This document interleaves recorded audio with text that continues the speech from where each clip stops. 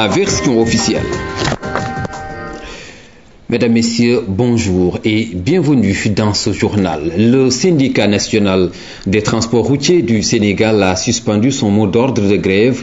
Les dirigeants l'ont fait savoir hier au sortir d'une longue négociation avec le ministre du Travail et des organisations professionnelles. Voici les réactions du ministre Mansour Sy et de Pierre Gomis, premier vice-président du syndicat.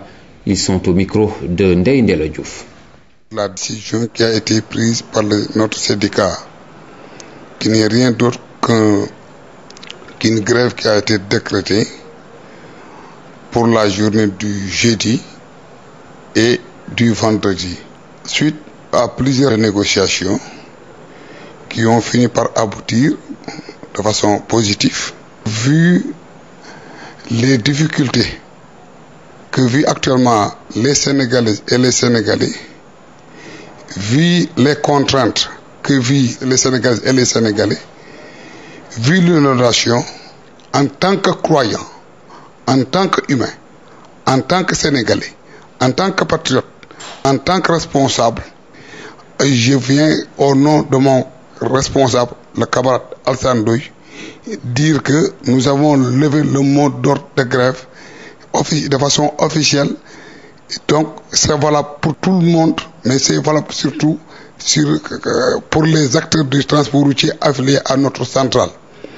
Et je tiens aussi à présenter nos sincères excuses aux différents responsables qui sont basés dans les différentes régions, tout en pensant qu'ils seront en mesure de nous comprendre. Nous leur avons demandé de désigner le représentant dans les commissions pour que nous puissions discuter.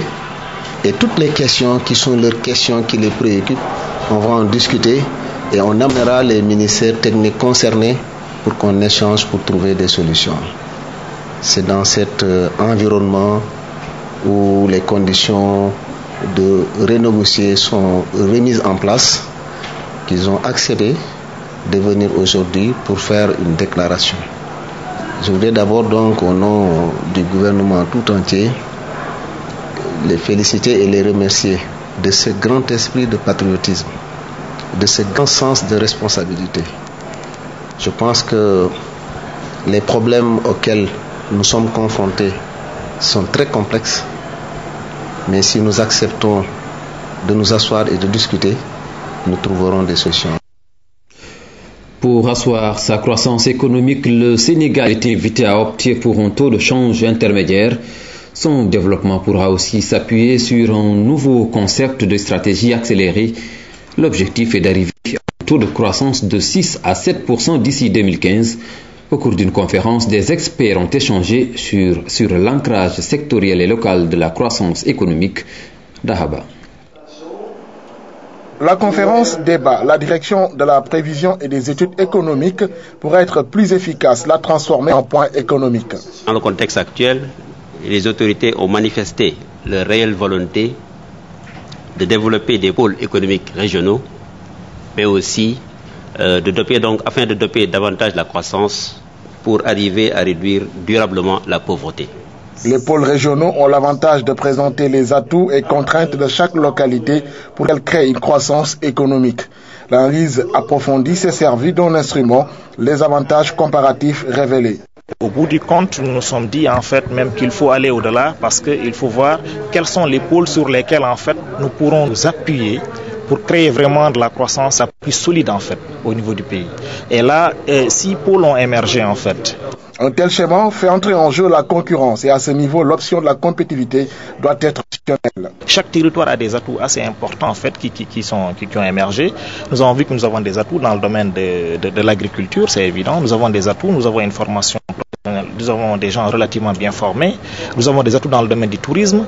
Mais en fait, il faut vraiment pouvoir exploiter ces atouts au niveau des territoires où en fait ces atouts sont les plus importants. Donc c'est un peu ça ce qu'ils appellent la compétitivité au niveau structurel. Le régime de change fixe n'est pas pro-croissance économique. Il faudra réfléchir dans l'avenir. En tout cas, l'analyse économique à travers le monde a montré que ceux qui se sont développés l'ont fait, non pas avec un régime de change fixe, mais plutôt avec un régime de change beaucoup plus flexible. Ces secteurs cibles pour porter le développement vont également bénéficier dans le cadre des GRAP, la stratégie de la croissance accélérée d'un nouvel outil d'information. Nos secteurs sont malades de la tête aux pieds. Il faut réunir un ensemble de médecins pour pouvoir les soigner. C'est un peu ça le cluster. Comment intégrer l'ensemble de ces acteurs ensemble, faire un tir groupé et booster un secteur qui a un fort potentiel de développement en termes de positionnement sur le marché local, mais surtout sur le marché international. Le point économique de la direction de la prévision des études économiques a été aussi l'occasion de mettre à nu certaines limites du modèle économique du Sénégal. Surtout la faiblesse de la productivité du travail, l'absence d'infrastructures routières et un réseau ferroviaire presque inexistant. La Cour des comptes à l'école de la planification stratégique, un séminaire organisé par l'initiative pour le développement de l'Intosai. Il vise à renforcer les capacités de planification stratégique et opérationnelle des institutions supérieures de contrôle. Les participants sont venus de 14 pays d'Afrique francophone. Abdoulaye Sinkari. Indispensables à la bonne gouvernance, les institutions supérieures de contrôle comme la Cour des comptes sont souvent confrontées à des difficultés. La plupart des ISC d'Afrique francophone ne disposent pas de plan stratégique alors qu'ils constituent un vecteur de développement. L'Intosai même et plusieurs de ses ISC membres se sont en effet dotés durant les dernières années de plans stratégiques pour guider leurs actions. Le programme est articulé autour de 3 axes, à savoir l'évaluation des besoins, la planification stratégique et la planification opérationnelle. Les difficultés des ISC sont nombreuses, mais le plan stratégique suggère d'en choisir 3 à 5 pour les surmonter au bout de 4 ans. Je donne un exemple. La Cour des comptes du Sénégal, nous avions défini 5 axes stratégiques pour dire dans les 5 prochaines années, le Sénégal doit avoir une Cour des comptes crédible, qui soit respectée par la qualité de sa production, à cause de l'expertise qu'elle donne, mais également à cause de la qualité de sa production. Et nous avons dit quels sont ses besoins, quels sont ses axes stratégiques. C'est d'avoir un siège fonctionnel, c'est d'avoir une amélioration de la production, c'est-à-dire De l'économie, nous passons à la santé avec l'association Tahaou Thiès qui est préoccupée par la couverture médicale universelle et le modèle qu'il faut au Sénégal. Un panel a mobilisé à cet effet pouvoirs publics, acteurs de la santé et leaders d'opinion. L'objectif est de sensibiliser sur ce qu'est la couverture médicale, ce pour améliorer l'accès des populations à des soins de qualité. Fatou Diouf. Le Sénégal n'en est pas à sa première tentative. Déjà en 1975, un système d'assurance sociale a été créé, système qui a montré ses limites car le monde rural et le secteur informel qui constitue 80% de la population n'en ont pas bénéficié. Aujourd'hui, l'heure est à la correction de cette injustice sociale. L'association Tahaou Thiès ouvre le débat. Sans langue de bois, François Diop, spécialiste en économie de la santé, dira que l'essentiel du financement de la couverture médicale universelle devra être public. Quel que soit le système que l'on va adopter, étant donné l'importance de la population qui est employée dans les secteurs ruraux et informels, étant donné l'importance aussi du niveau de pauvreté dans le pays, l'essentiel du financement de la couverture maladie devra être public. Soit à travers l'augmentation du budget de l'État ou qui est alloué à la santé, soit par la création de nouvelles taxes pour financer la prise en charge de la couverture maladie. Mis à part la volonté politique, l'éthique et la solidarité devront être à la base du système financier qui sera mis en place. Les autorités religieuses et les autorités politiques ont beaucoup de travail à faire. Dans la sensibilisation de la population, dans la persuasion de la population sur l'importance de ces valeurs, pour faire comprendre aux populations que ceci est un système où celui qui est bien portant doit prendre en charge celui qui est malade. Notre cible autour de la santé, c'est la population sénégalaise et particulièrement la population qui n'a pas de moyens de se prendre en charge. La couverture médicale universelle est réalisable et une conviction des autorités publiques, mais il faudrait également un engagement fort des populations. être acteur en matière de santé, cela aussi ne revient pas qu'aux personnes qui décident, mais également aux populations.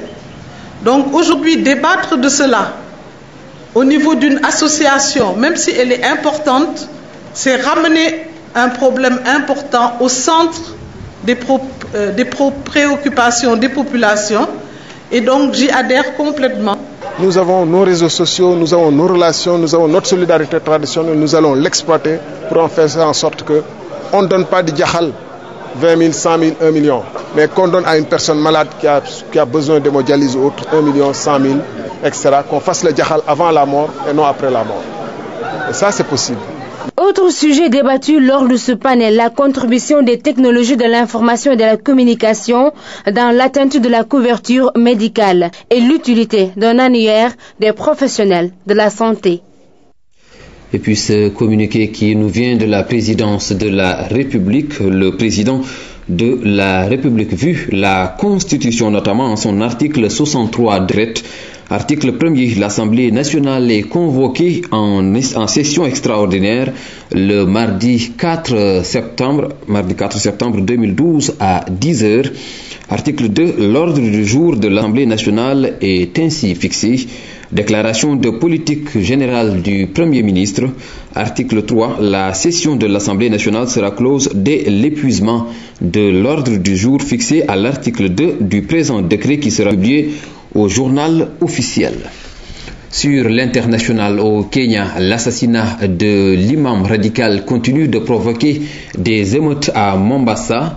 Le bilan fait état de 7 morts. Le Premier ministre est monté au créneau pour rappeler au calme. Raila Odinga ne compte pas laisser s'installer une guerre interreligieuse. La tension, elle, reste vive. Scène de crime en plein cœur de Mombasa, un scénario tout à fait inhabituel dans cette ville côtière très touristique. Mercredi soir, après 2 jours d'émeutes meurtrières et une situation qui semblait revenir à la normale, c'est la police qui a été directement visée par un attentat. 2 hommes marchaient normalement dans la rue lorsque l'un d'entre eux a jeté un objet à l'arrière du véhicule.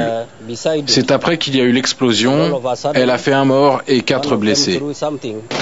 Les policiers devenus cible privilégiée depuis l'assassinat lundi d'un prêcheur islamiste très influent dans certains quartiers de Mombasa. Un crime perçu comme une exécution extrajudiciaire par plusieurs organisations islamistes du pays. Quelques heures auparavant, les autorités affirmaient pourtant avoir repris la situation en main après 2 jours de violence. Des quartiers entiers quadrillés par les forces de l'ordre et des arrestations sans ménagement. Quiconque enfreint la loi aura des comptes à rendre. Un pays ne peut pas être gouverné sans loi. C'est pourquoi nous avons des tribunaux, des prisons et des policiers. De la théorie à la pratique, sur la trentaine de personnes arrêtées, 24 ont été présentées devant le tribunal de Mombasa pour y être inculpées. Afficher ainsi la plus grande fermeté pour éloigner le spectre d'une guerre de religion entre chrétiens et musulmans. Plusieurs chancelleries occidentales, dont la France, appellent les ressortissants à la plus grande vigilance. Polémique autour de la mort de Ben Laden. Dans un livre, un ex-marine révèle les coulisses de l'opération qui s'est soldée par la mort de Ben Laden au Pakistan. Dans No Easy Day, les détails ne correspondent pas tout à fait à la version officielle. Oussama Ben Laden a-t-il résisté lors de l'intervention où il devait trouver la mort, ou bien a-t-il été abattu d'emblée et sans discussion dans sa maison pakistanaise? C'est la polémique relancée par ce livre, No Easy Day, pas un jour facile, écrit par un soldat américain qui a participé à l'assaut. Un livre rédigé sous le pseudonyme de Mark Owen. En fait, selon les médias américains, cet homme, un dénommé Matt Bissonnette. Lors de l'attaque de la maison de Ben Laden, il était le 2e à monter l'escalier. Un homme serait apparu sur le palier, le premier soldat lui aurait tiré dessus, puis comme le corps d'Oussama Ben Laden bougeait encore, les 2 Américains lui ont tiré dans la poitrine. Depuis longtemps, les États-Unis ont déjà reconnu que lors de cet assaut, Ben Laden n'était pas armé, après avoir d'abord prétendu l'inverse. Mais la décision d'exécuter le leader d'Al-Qaïda n'aurait pas été prise dès le départ, affirme-t-il toujours. À 2 mois des élections américaines, le livre en tout cas paraîtra très vite, ce mardi au lieu du 11 septembre initialement prévu. Il s'agit d'éviter un blocage par le Pentagone ou la CIA qui n'ont pas donné leur aval à la rédaction du livre. Puis la Nouvelle-Orléans a fait face à Isaac. L'ouragan s'est affaibli et a été reclassé tempête tropicale, mais les pluies diluviennes